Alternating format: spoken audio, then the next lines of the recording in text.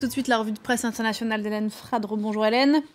On en parlait dans le journal. Donald Trump poursuit ses nominations en vue de construire sa future administration. Avant d'évoquer les dernières nominations, Pauline, je vous propose tout d'abord de jeter un cil au Wall Street Journal qui révèle ce matin que le fils aîné de Donald Trump, Donald Jr., a assisté le 11 octobre dernier à une réunion au Ritz à Paris. Un rendez-vous organisé par un think tank français fondé par Fabien Bossard et sa femme d'origine syrienne, Randa Kassis.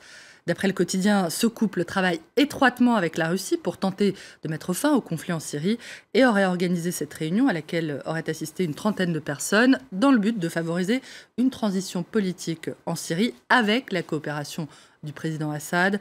Un rendez-vous qui poserait de nouvelles questions sur les contacts existants entre le président élu, sa famille et des puissances étrangères, selon The Wall Street Journal, qui évoque la forte probabilité que Donald Trump Jr. œuvrera en faveur d'une coopération avec le Kremlin lorsque son père s'installera à la Maison-Blanche. En attendant, vous l'avez dit, ce dernier poursuit ses nominations, celle de la gouverneure de Caroline du Sud, Nikki Haley, au poste d'ambassadrice américaine auprès des Nations Unies.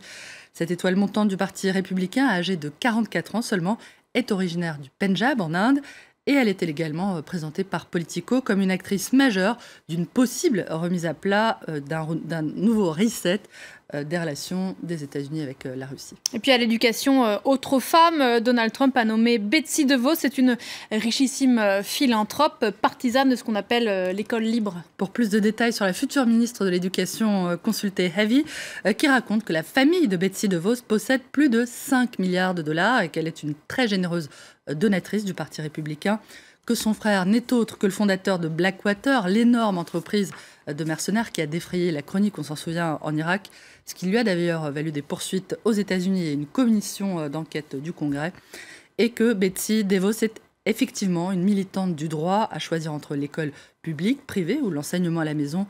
C'est justement ce dernier élément qui inquiète les partisans de l'éducation publique, d'après Slate, qui voit dans sa nomination la preuve que Donald Trump a bien l'intention de priver l'enseignement public de ses moyens, notamment en réduisant son budget de 20 milliards de dollars, comme il avait promis d'ailleurs durant sa campagne, pour transférer cette somme en chèque éducation destiné aux établissements privés.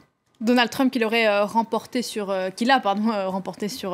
Hillary Clinton, malgré l'avance de 2 millions de voix de la candidate démocrate. 2 millions de voix d'écart, c'est le résultat obtenu après un dernier décompte dans les États du New Jersey, de l'Illinois, du Maryland et de Californie, d'après The Atlantic, qui rappelle que le dépouillement de la totalité des bureaux de vote n'est toujours pas terminé. Le site rapporte que des militants démocrates demandent aussi à présent à ce que soit effectué un nouveau décompte dans 3 États clés, le Wisconsin, le Michigan et la Pennsylvanie, 3 États décisifs qui ont été remportés, on le rappelle, par Donald Trump. The Atlantic juge toutefois peu probable qu'Hillary Clinton, qui a très rapidement reconnu sa défaite, accepte de leur emboîter le pas. Cette perspective est très improbable, annonce le site, même si elle représente le seul espoir de ceux qui ne peuvent pas supporter l'idée de voir Donald Trump à la Maison-Blanche. Oui, effectivement, ça semble un peu tard. Direction, pour finir, le Royaume-Uni, où l'assassin de la députée Joe Cox a été condamné hier à une peine de prison à perpétuité sans possibilité de remise de peine. Ce verdict extrêmement rare au Royaume-Uni fait la une ce matin du Guardian, qui a choisi, on va le voir, une photo de la jeune femme. C'était le jour de son mariage.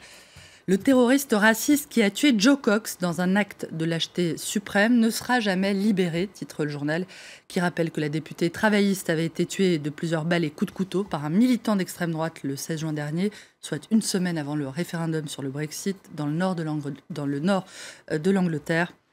Il faut appeler le meurtre de Joe Cox par son nom, par ce qu'il est, un acte de terrorisme politique commis par un fasciste blanc, prévient The Independent, qui juge que l'usage effrayant du terme en vogue alt-right, qui peut se traduire par le terme droit dur ou droite anti-système, est une façon en réalité d'adoucir une idéologie pernicieuse. Je cite, les mots sont importants, rappelle le journal, qui cite Albert Einstein. Le monde est dangereux à vivre, non pas tant à cause de ceux qui font le mal qu'à cause de ceux qui le tolèrent ou l'encouragent. Merci Hélène, c'était la revue de presse.